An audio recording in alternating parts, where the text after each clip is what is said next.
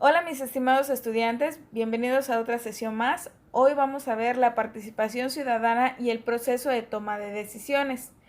Este proceso es en cuanto a cómo toda la población de un lugar toma las decisiones de lo que va a suceder en ese lugar.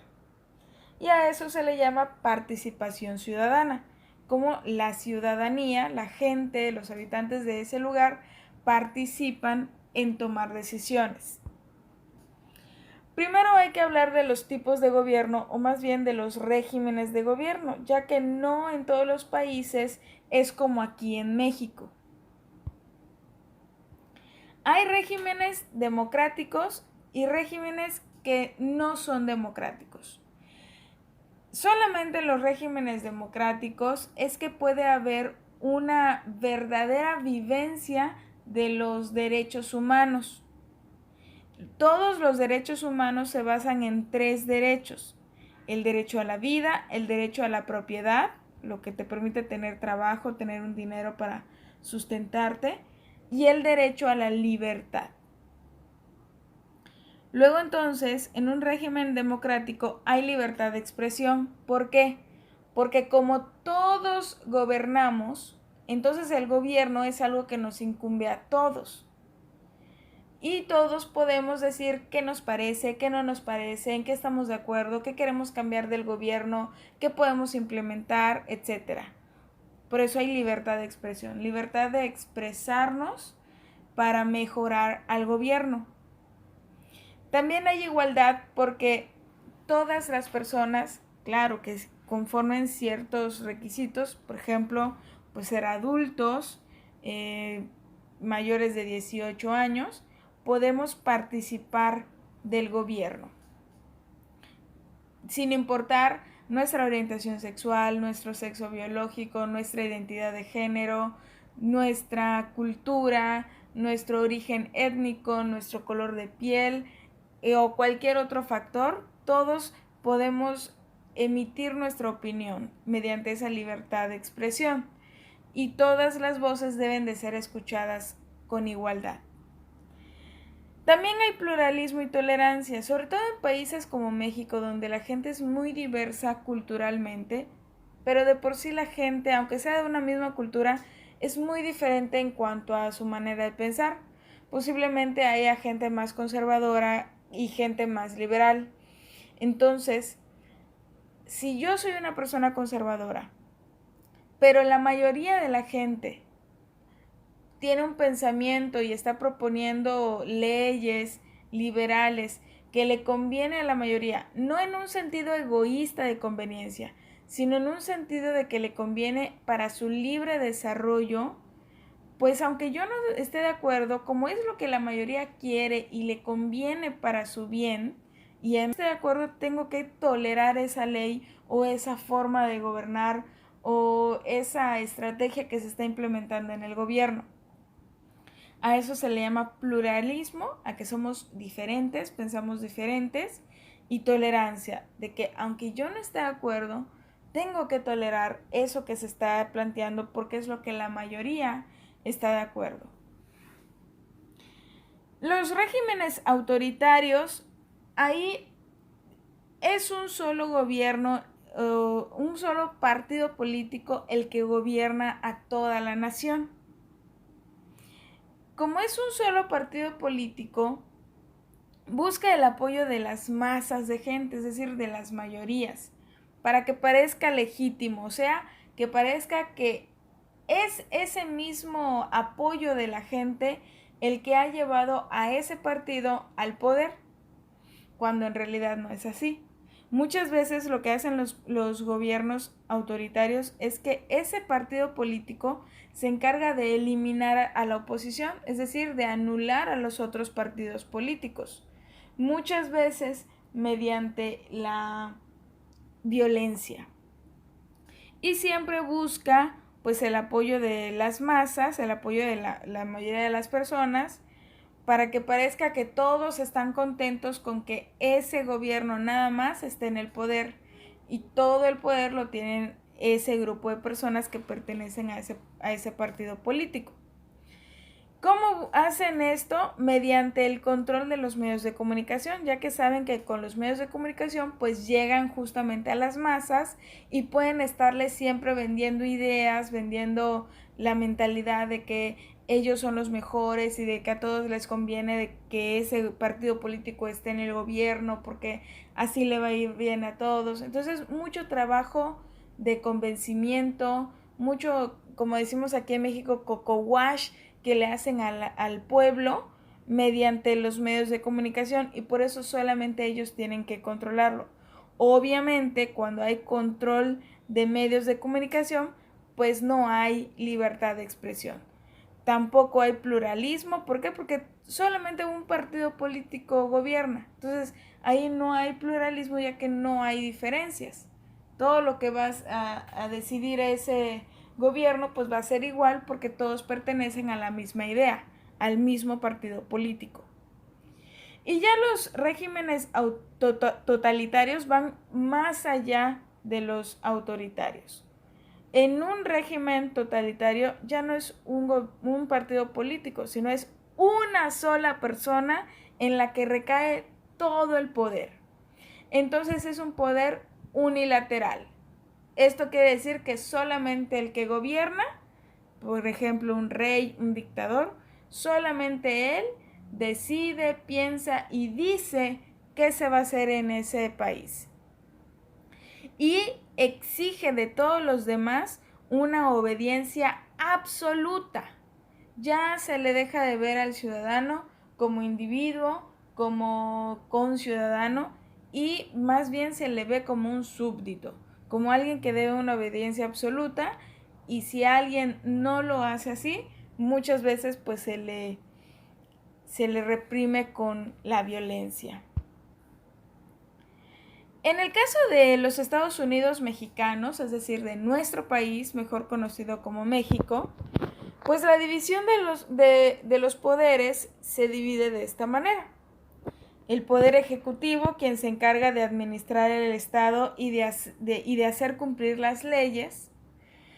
El poder legislativo, que legisla mediante la creación de leyes. Y el poder judicial, que se encarga de resolver las controversias que se dan al aplicar las leyes. El poder ejecutivo entonces es quien administra el Estado, hace cumplir las leyes mediante las instituciones gubernamentales. Por ejemplo, la ley dice que todos tenemos derecho a la educación. Pues entonces está la Secretaría de Educación Pública. Eso es una institución gubernamental. Mediante esa institución, el gobierno ejecutivo, o el poder ejecutivo más bien, se encarga de que se cumpla ese derecho a la educación. Si todos tenemos derecho a un trabajo, entonces está la Secretaría de Trabajo y Previsión Social. Si todos tenemos derecho a votar, entonces está el INE, ¿no? Y así sucesivamente. Si todos tenemos derecho a la salud, pues está la Secretaría de Salud Pública o el ISSSTE, que esos son gobiernos, son instituciones gubernamentales. El Poder Ejecutivo también hace propuestas de leyes. Estas propuestas de leyes luego se van a pasar al Poder Legislativo para que las autoricen, las estudien. Y el Poder Ejecutivo se puede subdividir en el Poder Federal o el Poder Ejecutivo Estatal, e incluso el Poder Ejecutivo Municipal. El poder Legislativo, ¿qué hace? Crea las leyes.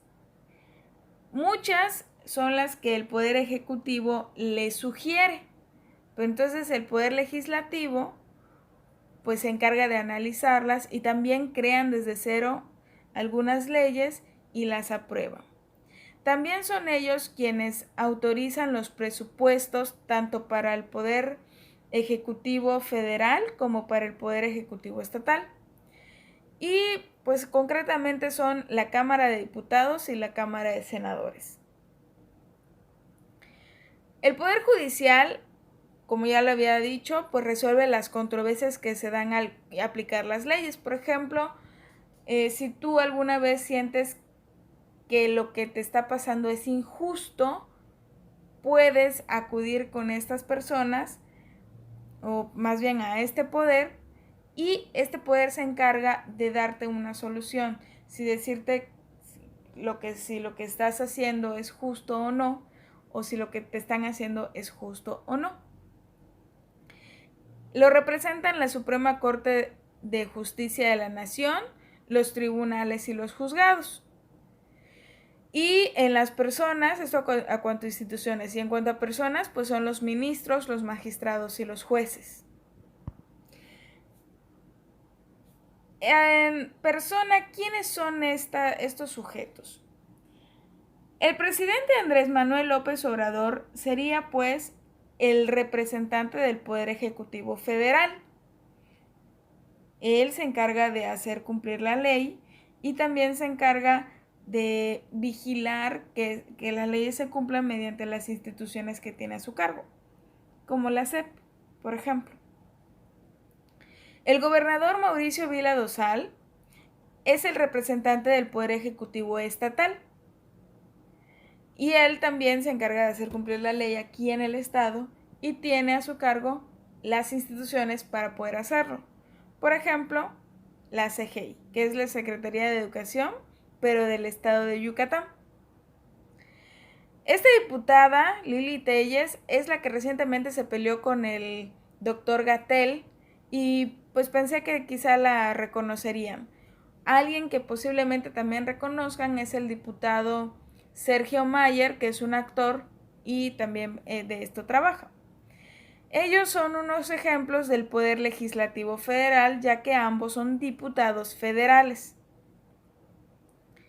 Este ministro, Arturo Saldívar Lelo de Larrea, es el presidente de la Suprema Corte de Justicia de la Nación y por lo tanto es un representante del Poder Judicial. Él es el que sentencia a las personas, por ejemplo. Bueno, más bien él coordina a todos los demás ministros de la Suprema Corte de Justicia de la Nación, pero la idea es que los jueces, los magistrados, pues dicen qué cosas son justas, cuando se ha violado la ley, cuando esta violación a la ley requiere una sanción, qué sanción requiere, quién debe de pagar esa sanción, etcétera.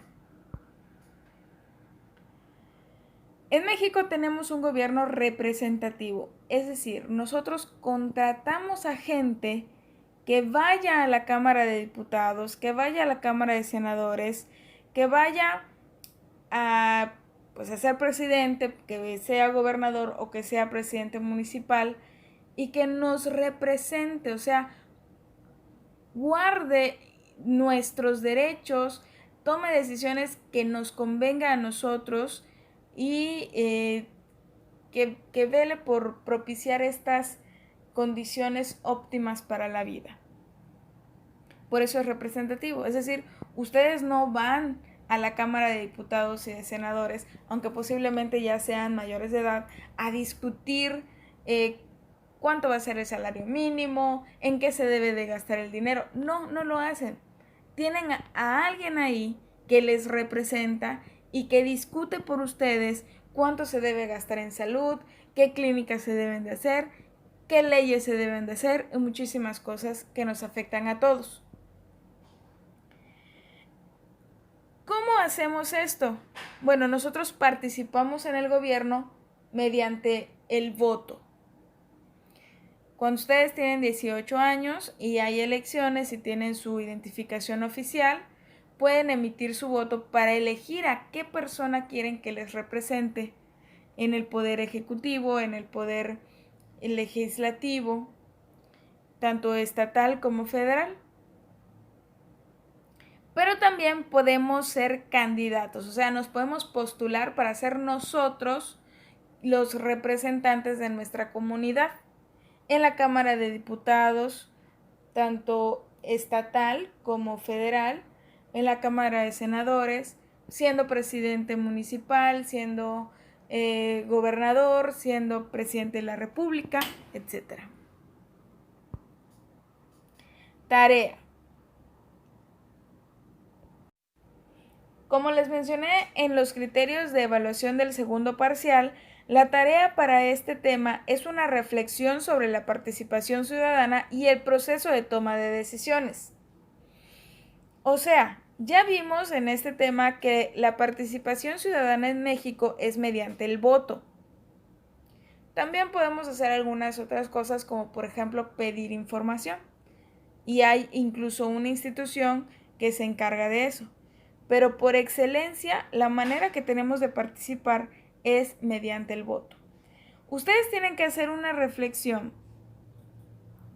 sobre este proceso.